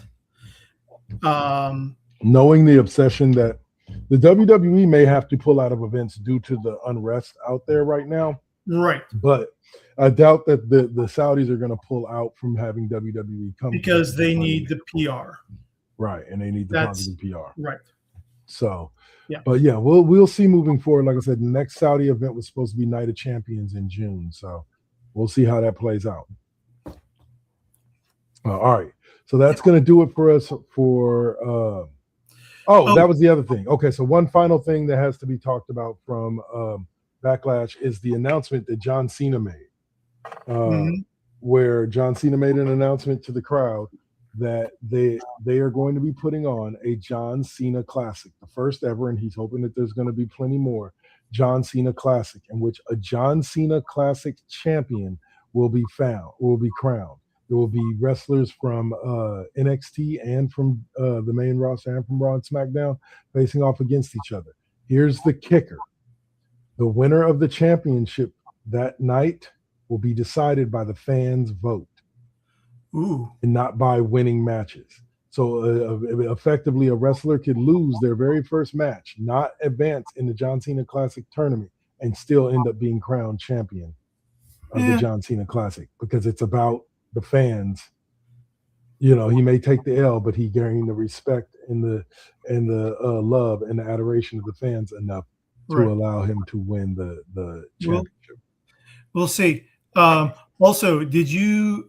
I saw briefly there was a clip about Asuka. Yeah, I talked about that earlier. Oh, okay, I'm sorry. It may be stuff. So it may be her last match. We don't know yet. There hasn't been anything confirmed by her or anybody. It's just the reaction that was had between her and Io Sky after the match was over. And who won that, Asuka or Io Sky? Io Sky got the victory. Okay. Which is another reason to believe that Asuka could be retiring, because Asuka is a original type person that would want to go out on her back. She's a traditional type wrestler. So yeah, but I don't know. Like I said, it was a lot that leaned towards that, but Asuka didn't do like what Brock Lesnar did. She didn't take off her boots and leave him in the ring or anything like that, but just the way her and Kari, and then there was a tweet that but Io Sky put out after the match, basically thanking Asuka. And it made it seem like that was going to be Asuka's last match. Yeah, I think that if Asuka is winding down, I think that we might get one. Is WWE going to have a event anywhere near Japan this year? Not that I know of. Okay, I would think that we might get a reunion of the Kabuki Warriors for one final match. Yeah. And that's where Asuka will put her boots in the ring and make it official. Go out as that. And possibly Kairi Sane too. Well, like I said, we'll see. We'll see. Yeah. Time will only tell when Asuka is going to retire. This could just mean that like Asuka is making a request to creative and the Triple H to like, look, I don't want to be wrestling Io Sky anymore. Like, I love my girl. I don't want to be wrestling her. We've had our moment. We had our final, top of the hill match. Asuka versus Rhea Ripley. Yeah, we could see Asuka move over to SmackDown and try to invigorate that main event scene with the women's title. So it's there's a billion possibilities. Yeah. But it just kind of felt like a goodbye match from Asuka. Yeah, exactly. I agree. Just seeing the result of that with the hug between the two. I agree with you on that. It's some form of ending. Maybe not the end, but winding towards an ending. Very much so. So because I think if a lot of people are saying, oh, this was supposed to be Kari Sane's match, and even I said that a little bit earlier, but the more I think about it, no, I think this was always supposed to be Asuka and Io Sky, but this was going to be the moment where Kari turns on on Asuka, and you know what I'm saying, it doesn't help her win or helps Io Sky win, and then you lead into their feud, you start their feud that kicks off and goes into a match at SummerSlam. Yep. But yeah, we will see whether or not Asuka's still there. Hopefully she's not done, because I think she's still got a lot of gas left in her. But yeah, so that was an interesting announcement by John Cena. The Asuka match was great, and yeah, Backlash is an overall. I give it like a B+, easy. So, all right, so that's going to wrap us up for wrestling talk for today. Next up, we are going to jump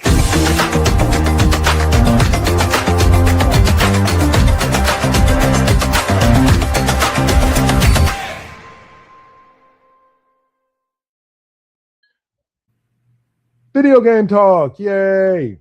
First thing I want to say is this: for anybody who is a fan of the Final Fantasy games and would love to take their shot, like I am now doing on Retro Saturdays at the old Japanese versions of the games, Final Fantasy 1, 2, 3, 4, and 5 are all available on Game Pass right now. Yes. For you to download. I want to say it's like maybe the file size is maybe 1.5 gigs to download. So yeah, and they're all free for Game Pass. Yeah, so you don't have to pay for them. You just download them and play it. That's why I started playing. That's why my new Retro Saturday game, starting with yesterday, is Final Fantasy 3, not the American version, not 6, the Japanese version 3. Yep. So I've never played it before. The story looks interesting. They translated all the Japanese to English, so you can play it. And I'm gonna try to go through this run without a strategy guide. I'm just gonna play it again. That would be great for Square Enix, just to remaster and relaunch the entire Final Fantasy series with localization and get the numbering order back to where it's supposed to be. Yeah. To where it's supposed to be. Okay. So that everyone knows, what you're talking about. When like you said, when you're saying playing Final Fantasy 3 in America, that's actually Final Fantasy 6 in Japan. Right. Yeah. So like, no, 100%. So like, but I do recommend it. I said, so far it's been fun. So we'll see where it goes from here. And I'll do, where can we find you next? I'll do the announcement on what's coming back on Thursdays. So, all right. So getting back to video games, it says wrong part. There we go. It says Square Enix RPG gets re-released after 34 years. And that's Final Fantasy 5 on Game Pass. Oh, 5. Yeah. Really? Yeah. Well, so was 5 released out here or no? I don't know. I'm just vamping into what you were starting off with. Yeah, no, I don't remember there ever being I remember there being Final Fantasy 1, Final Fantasy 2, Final Fantasy 3. Based on the article, this is Final Fantasy 5 for the SNES. For the SNES. Or SNES. Sorry, you said SNES. Yeah. I'm like SNES. But no, yes. System. But yes, Xbox. Yeah, and well, the reason I ask about it is like, because I remember there being a 1, 2, and 3, and then all of a sudden there was 7. Like, I don't remember there being a 4, 5, or 6 in the US. Yeah. Like what? Like, y'all got to fill in some blanks here for me, because evidently 4, 5, and 6 would have been 7, 8, and 9 in Japan. You know what I'm saying? So again, get the numbering order, remaster, get it all squared away. Square. Or you can even go multiversal with it, like the Cloud Final Fantasy 7 thing happened. It's in the Final Fantasy universe, but it's in a different universe of the Final. You can even do that. I don't know. I'm so confused. But you wouldn't be able to. There's no way to tie it together because what number is 7? Like, dude, is there a version of 7 in Japan? I don't know. Oh, we're asking the questions that blow your mind. I know.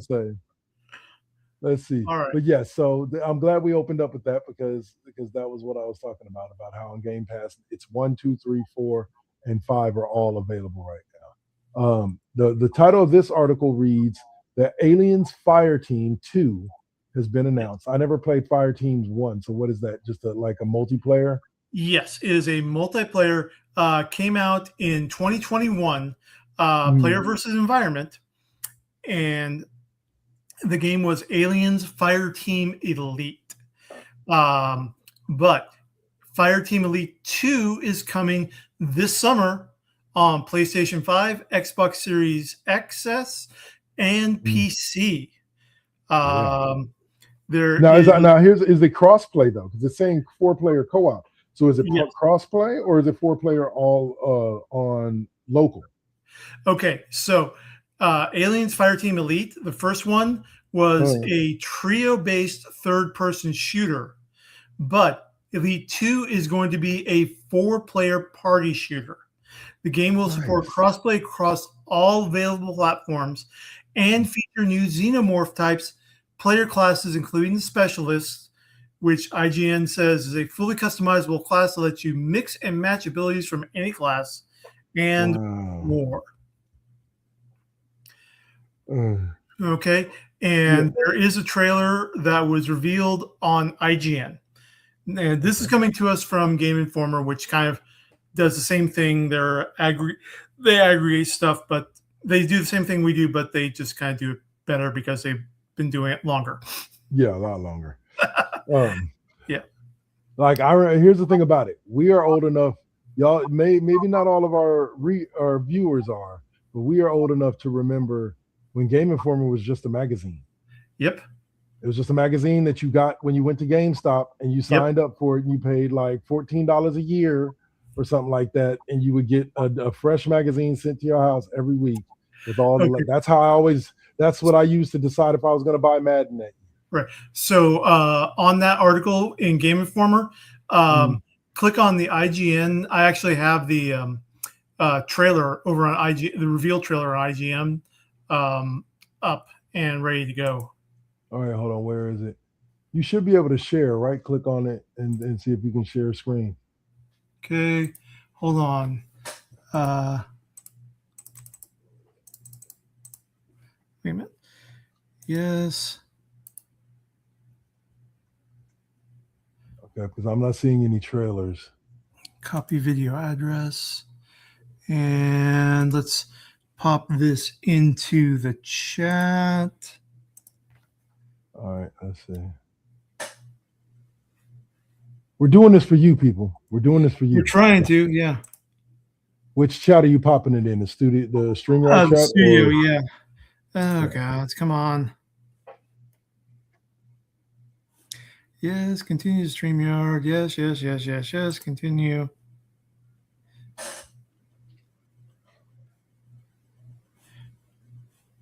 Oh, my God. I'm just going to pop over to my other Chrome and pop in our Facebook channel. There you go. Okay. No, that's not it. God damn it. Okay, tell you what. We'll just move it on at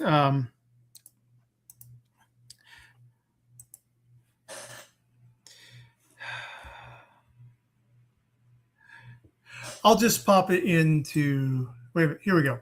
Here's how I'm going to do it. Drop it in the messenger chat. I can grab it. Yep. I'm just trying to because my mouse is dying and yet another expense I need to deal with. There we go. That's where the trailer is hosted at IGN. Okay. I'm pulling it up right now.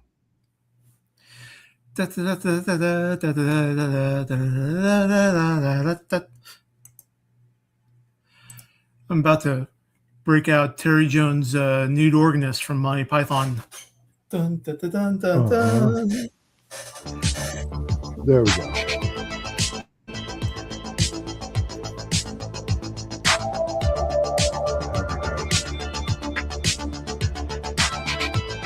We skip plasma time.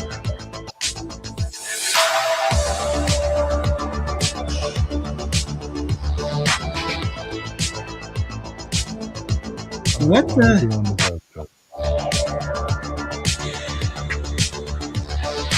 I got no idea.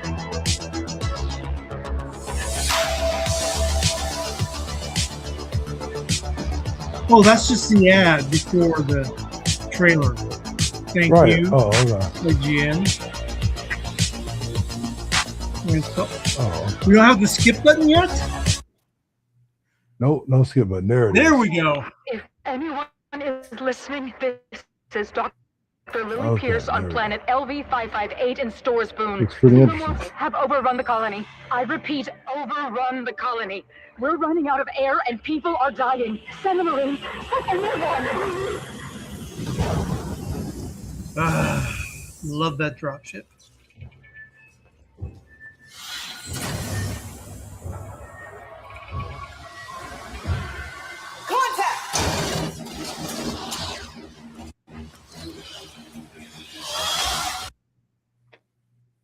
Buffering? That actually looks pretty interesting. Like, I doubt any of the direct gameplay looks like that. Yeah. Pull the line. Yeah, this is just the reveal trailer, so. Oh, it's bringing in the fourth person because there's only 3 there, and then it's the 4th dude coming in to help save the day. So it's showing you it's the 4-player co-op.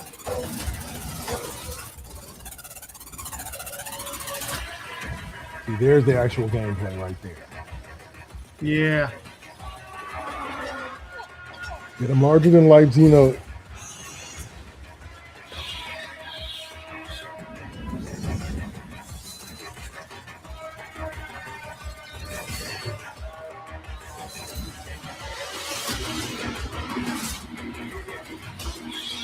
Can you imagine that, standing there and watching your homie get iced by xenomorphs? That would Absolutely. Yep. All right, so that's enough of that. But yeah, that trailer makes the game look definitely not only playable but worthwhile. That's gonna be. I mean, I might have a 4th for you, me, Saint, and my buddy, who is heavily into aliens. He might be able to join us on that, especially if it's crossplay. Yeah, we can do it. We can do a run on that. I'd be down for that. And then one of us will stream it. Yep. Yeah, that'll be pretty cool. I've been telling Saint we need to do some of that. Like we all have our individual shows, so we need to start doing some crossovers where we play games together, we play certain games together, and stuff like that. But all right. So what's the next story? We're in the home stretch here, folks. Trust us. Yep. Next up is there is a new Zelda game with a surprise protagonist being leaked for 2027, and no, it's not Ocarina of Time remake. Says Zelda's 40th anniversary, a full remake of Ocarina of Time coming this holiday season. December, November. Says leaker claims 2D Zelda game is coming in 2027, possibly centering around Ganondorf. I don't know who that is.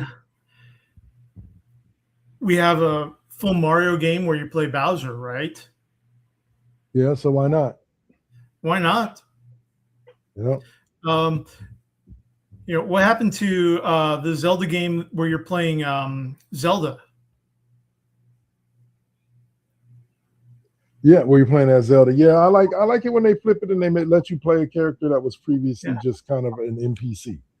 A non-playable character. Like I like it when they do things like that. I just don't know if I'm up for 2D gaming anymore. Like I don't know. Like Saint loves it. Saint loves the platforming and 2D gaming and all that. Me, I'm kind of over it. Yeah. But that looks like an interesting game to play. Yep. All right, and so here's an effort to give Dave something to rant about during video games, and that is Sony CEO says AI will enable PlayStation projects previously out of reach. Yeah, yeah. It's basically just going to be an excuse to cut down more of the workforce. And when you're looking at how AI is going to affect the two main entertainment industries in Japan, video games and anime, by eliminating the need for human artists, human programmers, human developers, human voice actors. I mean, it's not going to be good. I think that Sony and Japan being on the forefront of the AIization of entertainment is going to be the test case for what's going to happen in the larger Western world with entertainment. Yeah. I can see where you're coming from. Like, now, there's also something kind of interesting that I would kind of embrace, which is Sony in previous statements has sort of been leaning into using AI to individualize the game. Okay. In other words, you're still going to be getting Final Fantasy whatever, but AI will make subtle or gross alterations to the game to individualize the game to your preferences. So yeah, that would be pretty cool. Let's take a look at my absolute long-standing greatest complaint about Bethesda is that they create these incredible worlds, these incredible political scenarios through Elder Scrolls, through Fallout, through Starfield, but you cannot affect those political factions. Like with Skyrim, what's to stop you from going full Dragonborn, full leader of the Companions, full leader of the Thieves Guild, full leader of the Dark Brotherhood, showing up to the moot and deciding that, no, I'm not going to side by Ulfric or Elspeth. I'm taking control now. I'm the ultimate power. I'm the one that's going to unify Stormhold. You either follow me or I will replace you. Yeah. I mean, seriously, because neither one's a great choice to make. If you side with Elsif, then you're allowing the Thalmor-controlled Empire to completely dominate Skyrim again. If you sign with Stormcloak, Ulfric, spoilers, you find out that he's controlled by the Thalmor and that it's just going to completely destroy the Empire, which is going to give the Thalmor and the High Elves even more control over the continent of Tamriel. You know, it's crazy. So we'll see. I'm still just really deeply just starting to dive into the new Terran Armada conflict or content for Starfield, and this new organization Void, where you've got UC and Freestar folks saying, "Yeah, fuck you both. We need to unite against this fascist menace that's coming." So we'll see if they do that. But imagine being able to play a game that you love but has an imperfect ending, and you can see how you could use the mechanics to make the ending better, and the AI adapts to that and makes it better for you. It gives you the ending that you want rather than the ending that's intended. That would be pretty awesome. That's Yeah. the only thing I really want to see AI used for is in Yeah. video games. Me and Swab have said this multiple times that they need to use generative AI for the commentators in sports games, because if they Yeah. did, then their commentary will be more conducive and in line with what's actually going on in the seasons that you're playing in online franchise or franchise mode, instead of just being the same. After you play 2 or 3 seasons, you've literally heard everything and it's just the same things being repeated over and over and over again. Right. Like if they can fix that, that would be super awesome. Well, meanwhile, in comparison, EA is looking at using AI to bring in player assets, not player as in various new players in the game assets, but physical, behind the remote, your the assets that you create, the fan stuff that you create in support of your team.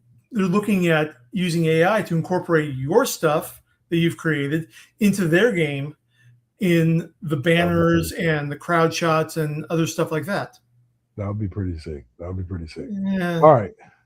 Oh, I'll say final topic of the day is the PS6 has an official release date and pricing plan detailed by Sony as of May 8th.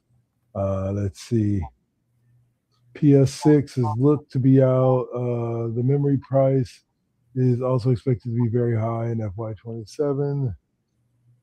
Okay, so unquestionably, the biggest hurdle for PS6 will be its price in the wake of ongoing RAM shortages. Sony has greatly increased the cost of the PS5 and PS5 Pro, with the latter console now retailing it for $900. Assuming that these manufacturing difficulties continue, this suggests that the PS6 could sell for as much as $1,000 by the time that it arrives. Such a price would surely be catastrophic for Sony. The PS6 for $6,000? No, for $1,000. Oh, well, even $4,000. For $1,000, yeah, for $1,000, because they're saying like right now they've upped the price of the PS5 and PS5 Pro to $900. So they're expecting that they're predicting that the price for the PS5 or PS6 is going to be something over $1,000. Yeah, and that's as long as they bundle it with some other shit. Like I'm good with paying $1,000. Like I paid $1,000 for my Xbox 360, an extra controller, and 2 video games, and the Wi-Fi adapter so I could connect it to the internet. So that felt like worth, and a bag to carry it in. So that made it worth paying $1,000 for. Yeah, they give me like an extra controller. That they can give me, if they give me an extra controller, maybe a couple of games with it that I could download, like something like that. Like some, like that would make it worth $1,000. But if you're going to tell me just a plain console is over $1,000, toss in a coupon for a Portal, like 50% off the Portal. Right. Yeah, I actually have a Backbone, but I took a look at the price of the PS Portal, which is basically the same thing, and it's like double the price. Wow. Like so see,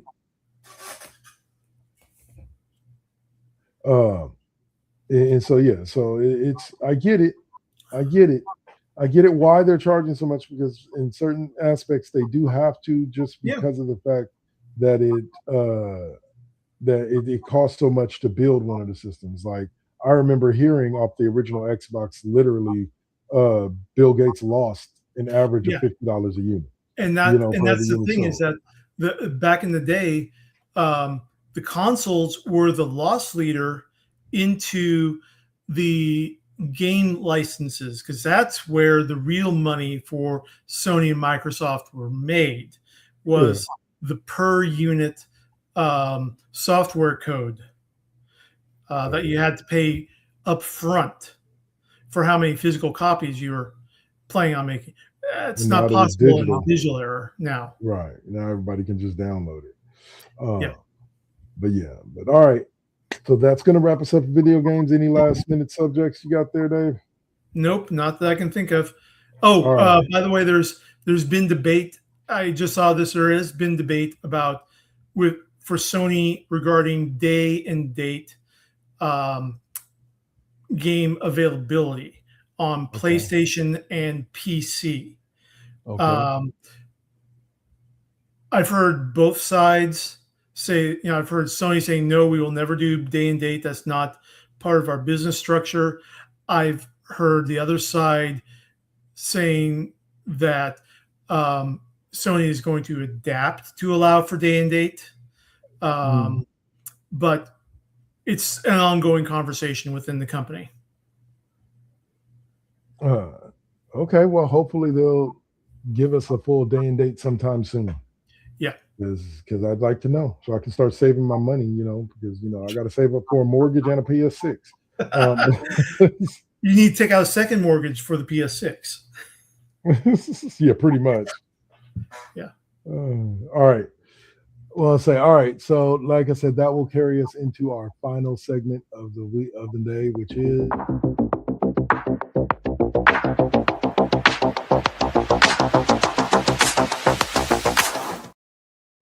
Where Can We Find You Next? Where me and Dave and sometimes Saint talks about what you can look forward to this upcoming week. Dave, go ahead and kick us off. What can we expect from you on the night shift this week? I will be on the night shift, midnight Pacific time, for more Starfield. I did a couple of runs against the Terran Armada last night, finally getting into that content. And yeah, it's pretty good. Doing some incursions, so I got to do a couple more to advance the main content storyline there. But also, I'm going to start running the UC Vanguard missions to start working my way towards that storyline developments. Okay. Yep. So it sounds like an interesting week. Be sure to tune in the night shift at 12 p.m. till whenever you decide to. I've been on a roll. Last week I went 4 for 4, Sunday, Monday, Friday, Saturday, and I'm going to try to do it tonight. And a couple of times I went actually all the way to 4 a.m. Pacific time. So there you go. Starting to get back into the groove a little bit. All right, and you will find me next on the classroom at 6 o'clock. Oh no! Sorry, the classroom's being canceled tonight. It is Mother's Day, so O'Malley is spending the day with her mother. My mother has passed, so I'm going to spend some time reflecting on my mother and spending some time with my daughter. And we're going to cancel it. I believe the Saint will be on early with a Mother's Day episode of Now versus Then to fill in that gap. So the next time you guys will see me will be on Tuesday for Football Tuesdays and some EA Sports College Football 26. And then the announcement that I had that I spoke of at the beginning of the video game segment is that starting up this Thursday, we are going back to MLB Thursdays. So I'll be playing MLB The Show 25 in the mornings for a couple hours. So be sure to join me. Start time is normally roughly between 9:30 and 10. And let's go have some fun winning some world championships with the Oakland / Las Vegas / Sacramento / Milky Way Galaxy Athletics. All right. And we will have some fun. So we'll see you guys next week. Hopefully we'll have Saint back and you'll see Saint in just a few hours. We love you all. Thanks for tapping in. To all of you who tapped in on YouTube or on Twitter or on Twitch. And yeah, stay up, stay real. Talk to your mama. Tell her you love her. Yes, for sure. Shout out to all the mothers. We love you. Peace.